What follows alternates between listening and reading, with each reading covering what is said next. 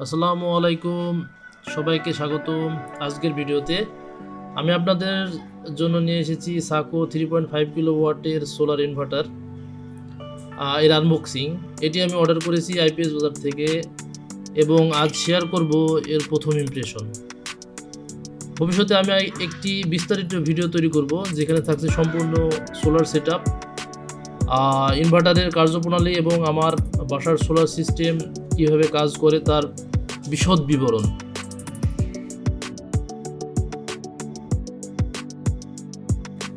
ইনভার্টারের সাথে আরও 3টা প্রোডাক্ট আমি অর্ডার করেছিলাম, তার ভিতরে এটি হচ্ছে এসপিডি সার্জ প্রোটেক্টিভ ডিভাইস। প্রোডাক্টটি ব্র্যান্ডের। এটি সোলার লাইন থেকে ইনভার্টারের সাথে সংযুক্ত থাকে এবং দুর্যোগকালীন সময়ে এটি খুব নিরাপদ কাজ করে এবং বজ্রপাতের সময় সুরক্ষা প্রদান করে। এটি খুবই গুরুত্বপূর্ণ একটি ডিভাইস। এখানে একটু ভাঙা আছে, তো এটা পরে দেখা যাবে। তো এরপরে আসতেছে আমাদের আরেকটি ডিভাইস। এটা হচ্ছে 63 অ্যাম্পিয়ারের এটিএস অটোমেটিক ট্রান্সফার সুইচ। এটিও মোরডি ব্র্যান্ডের। এটি খুব সম্ভবত আমরা বলে থাকি চেঞ্জ ওভার নামে এবং জেনে থাকি চেঞ্জ ওভার নামে।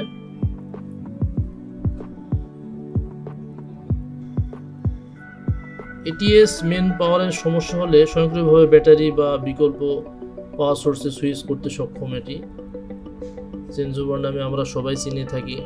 এটিতে অন অফ অপশন আছে, ম্যানুয়াল, অটোমেটিক, দুইটাই অপশন আছে।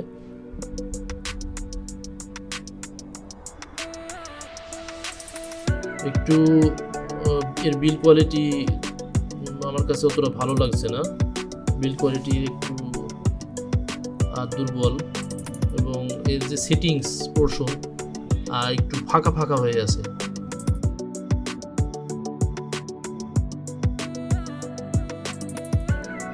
এটি ডানে বামে অটোমেটিকভাবে মুভ করবে এবং ম্যানুয়ালি হাতের মাধ্যমেও করা যাবে।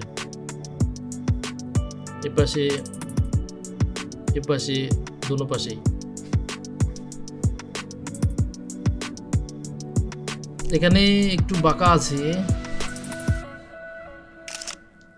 এখানে দেখতে পাচ্ছেন। এখানে নতুন প্রোডাক্টে বাঁকা, আসলে কেমন লাগে জিনিসটা। এখানেও বাঁকা, তো মনে হচ্ছে চতুর্পাশেই একটু বাঁকা আছে। আসলে জানি না আসলে ম্যানুফ্যাকচারিং ডিফেক্ট না ডেলিভারি ম্যানের সমস্যা। এখানে ফুল ফাঁকা, যেটি প্রোডাক্টটি ভালোভাবে জয়েন্ট বা এদের বিল কোয়ালিটিটা অতটা ভালো মনে হচ্ছে না। সিপে লাগাতে হচ্ছে। এটা একটু লাগাই দিলাম। এখানে ফাঁকা ফাঁকা।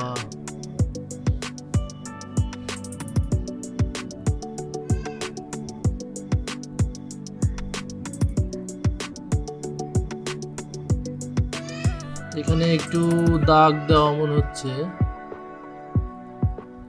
ঘিসখাওয়া টাইপের। তো এটা হচ্ছে ইউজার ম্যানুয়াল আমাদের ইনভার্টারের।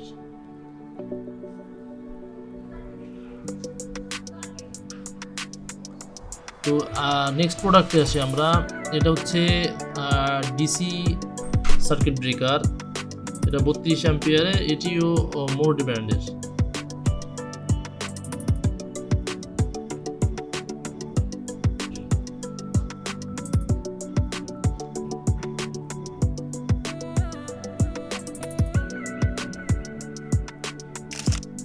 এটি দেখতে পাচ্ছেন,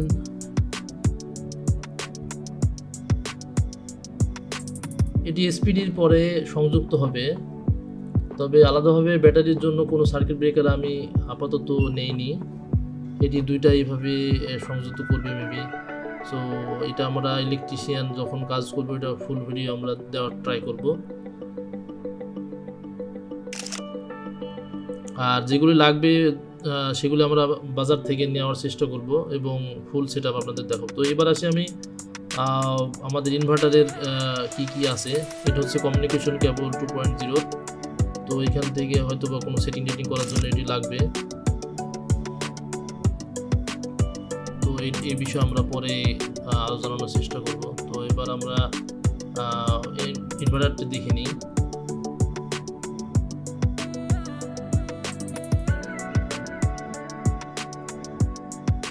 প্যাকেট থেকে ইনভার্টারটি বের করার পর দেখা যাচ্ছে এটি বেশ ওজনদার এবং বিল্ড কোয়ালিটি খুব ভালো মনে হচ্ছে আমার কাছে আর কি। এটি front side.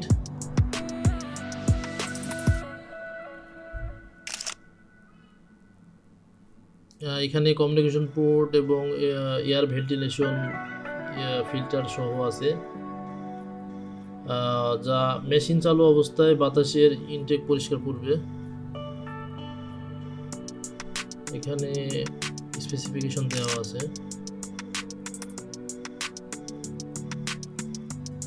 Warranty avoid if this is broken, এই স্টিকারটি উঠানো যাবে না, আর এখানে খুলে তারগুলি লাগাতে হবে। আমি স্ক্রুগুলো দেখে নিচ্ছি যে আসলে কোনো সমস্যা আছে কিনা বা ইউজ হয়েছে কিনা। আর এখানে মেশিনের ফুল দেওয়া আছে, এখানে অন অফ সুইচ, পিছন পার্ট,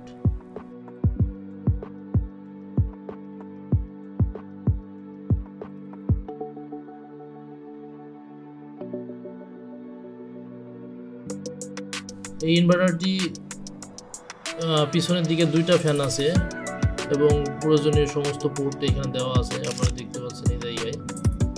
এই ইনভার্টারটি সঠিকভাবে সেট আপ করার পর আমি শীঘ্রই একটি সম্পূর্ণ ভিডিও নিয়ে আসবো, যেখানে দেখাবো কিভাবে এটি ব্যবহার করছি এবং এর ভালো খারাপ দিক ফুল ফিডব্যাক জানাবো।